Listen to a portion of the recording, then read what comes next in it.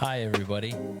You're tuned in to Where Waters Meet, a podcast featuring discussions on fly fishing, art, all things outdoors with a conservation focus. Hey, everybody, it's Alex and Johnny. Oh, hey, man. And we're here with Where Waters Meet podcast gear reviews. Yeah. And today, John is going to be introducing, this is his. We both have this same exact rod. And we're going to be reviewing it, but we're going to do the TFO Axiom II-X. X. Yep. Yes. So this morning I went down in the dungeon of the basement and I went through my 8 weights. I got 5 8 weights and I grabbed 2. I thought we'd do something a little bit different because we're usually always talking about trout. Yeah. And this is not a trout rod. No. So I got this kind of as a dedicated salt rod. And that's basically what it's been used for. It's bright. It is a bright blue. You're not going to misplace this rod. She is electric. I mean, it's a good color for a salt rod. It is a great color for a salt rod. And Yeah. I'm always surprised when I take it out. I'm like, whoo, it's blue. This sucker's bright. And I've got a bright orange reel that goes really good with it. Yeah. Yeah. So we get a nice full wells grip on it. Mm-hmm. It's not quite as deep as I'd like. I'd like it tapered in a little bit more so I could get a better thumb purchase on there to get a little bit more power out of this rod.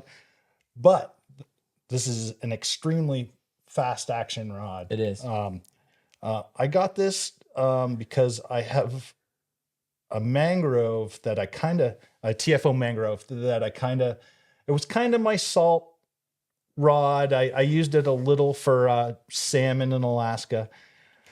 That rod was good, but it lacked the backbone to really shoot out through the wind. Mm-hmm. And with that lack of backbone, you lost a little in the wind and you couldn't get the distance out of it as you can with a faster action rod like this. I like this rod. I wish I had a lot more time on it. I've only had it for about a season, I guess I've had this, but I've been impressed with it every time we've gone out. We've used it striper fishing up here. Yes. A few times, and we used it in Florida. I liked it in Florida because we had some windy days, and I really liked the way it cut through the wind. Mm-hmm. And overall, I've been happy with this. I mean, it's got the components aren't like super, super high end, but they're nice. Mm-hmm. You know, we get stainless guide rods on it. Nice up-locking seat. I like TFO's up-locking seats. They've gone to all like aluminum, bigger seats rather than the standard used to be. It's got a nice fighting butt on it. Some people don't like fighting butts, but on my 7s and up, I like them. I use them. Yeah. I like them on. Yeah, I even like them on my 6-weight streamer rods. Yeah, streamer rods especially. Yeah. Yep. Yeah, I like those. I like the carbon fiber reel seat, and I also like the thing that I'll say that I like about these is that they put the line on. Like I have reels where it's like it's dark out. I mean rods and it's dark out. Oh, the lineup line. And I'm like, Yes. okay. And then I put the reel seat up here and I'm spinning this around to try to find the hole. Yeah. And I don't know if you guys can see, but there's a blue line that goes through. So you pick this up and you go, my reel goes exactly here, which I really like that. The alignment dots are nice. What are those? A yellow or orange? Yeah, they are. They're a little bit brighter. Yeah. Yeah, and it does have stainless steel components. These are rec recoils, which these are, supposedly unbreakable. You can step on these, and I haven't tested that out. But, for the price point, it's good components. I like this rod. I think this is an evolution, this rod. I've had all vintages of the Axiom. Yeah. The first Axiom that came out, I was not a fan of. I still have it. I have a 7-weight. And hardly used it I've had other people use it and they've broke it twice. So I don't know. It seems like that rod's a bit brittle. But that being said, it was an absolute telephone pole of a rod. Had far less soul than this for a fast action. It was kind of when fast actions were first coming out. And I don't think that it hit the market on favorable terms because it was also at the same time when like ultralight rods were really a big thing. And I'm pretty sure they put like Kevlar in the blank, which was interesting. And so like that rod was actually like a couple ounces heavier than most 7-weights at the time. So a lot of people were like, oh, that's heavy. That's funny you said ounce. I actually put this on a scale before Yeah. I came today. 3.5 on the nose ounces. Okay. I wonder what that is in comparison to the first. But to the next one, it's the next one we're gonna do. The Helios is actually 4. Is it? Yeah. Yeah. So this is pretty light. Yeah. But if you compared the diameters of this to the Helios 8 foot 5. Yeah. The Helios is so much thicker here. What I've noticed about the Helios rods, not to get off on a tangent here, but the butt end of their blanks are quite large. I think on their bigger models. Yeah. Like even their 5s, you can tell really a difference for sure. But anyways, so I had the original Axiom. They kind of discontinued that, and they actually didn't have anything that filled the blank for a bit. I just don't think that rod was very popular. Then they came out with the Axiom II, and I think that was actually quite popular, although they've just discontinued that. And that has been my go-to streamer rod for many years, and I just broke it the other day and was able to get replacement sections. Thank you, TFO, because they got those right online. I was able to pick them up. And now I have the TFO Axiom II-X, and I have it in an 8-weight, and I fish it just like John, pretty much dedicated for saltwater. And I am very impressed with this rod. I don't know as though I'd want this rod in a 5 or 6-weight. I think that it would be faster than what I necessarily need or want.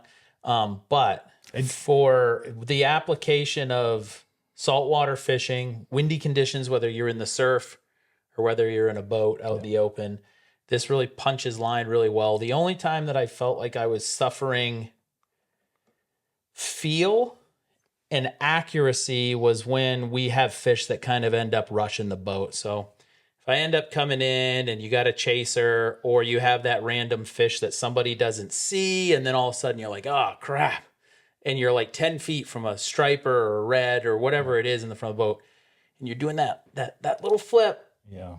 I don't feel like I feel like I'd want a softer rod at that point. So you and Bentley talk about broomsticky or broomstick. Yeah. It's there. Yeah. This rod's there. There's not a whole lot of soul in this rod. No. This rod is a tool to me. Yes. It does specific things well, and it sacrifices a little soul. It does, and that's the thing that you gotta weigh those.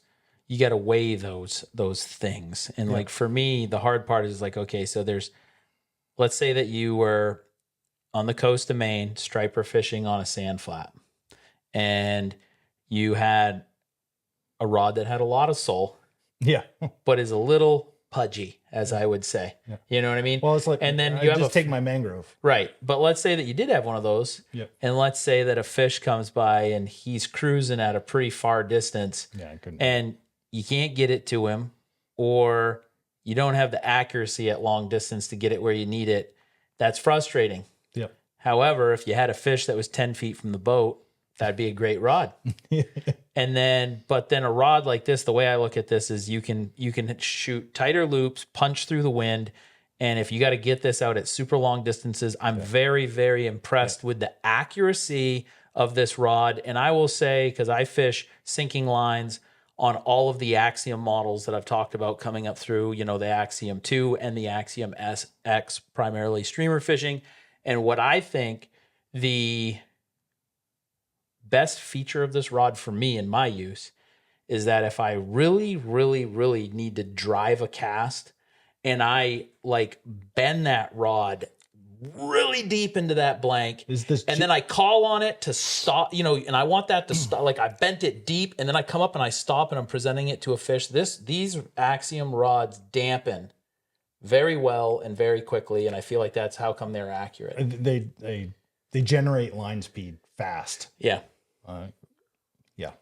And the line speed dictates your basically your cast. But if you want to go out and you want to, you know, have a relaxed pace and enjoy your casting and say, man, this is just, This is fun. I am enjoying casting. That This doesn't- isn't it. I think the way that you it's said not. it is probably the best way, where you said, you know, it's a tool, and this might be a rod that you have specifically for windy days. Yeah. And like I said, I enjoy my mangrove. I've got a couple of them, and they're a fun lackadaisical rod. Yeah. You can get away with more. If you fub your cast on this, your cast is gone. Yeah. I mean, I don't think a beginner should probably pick this one up. If you're a good caster, you'll probably have no problem with it. But yeah, I think that this is like you said, for a beginner. I think that this is a rod that it's not as easy for you to feel what's happening with the rod, you know, which is just a characteristic of more fast action rods. Yeah. But at a certain point, if you say that you are somebody that started out trout fishing and you want to graduate to bigger species or saltwater fishing, or you know, you wanted to, you know, use an 8-weight for smallmouth even, you know, or you know, pike or any of those sorts of things, like this is a great rod to present bigger flies. And because you have the backbone to do that. Yeah. And if you wanted to learn casting bigger flies for bigger species like stripers in the surf or what have you, and you know that you're going to have to go down that fast action route eventually to get where you want to, just to be able to do the things you want to do, I think this is a good rod. And I think that it's a good entry level price. I think these are what, $429. We didn't even look that up, but we should do that before. Let's do it right now. Do it right now. I'll look it up. How much is an Axiom 2 8-weight? I think it's $429. That sounds right. We'll look it up later. I'd have to go find my glasses. There's a whole process to looking something up for me. I can't just. I'll put the exact price in the description of the video for you guys. I think you hit it right on the head. It's like, I would not want this in a like under a 7-weight.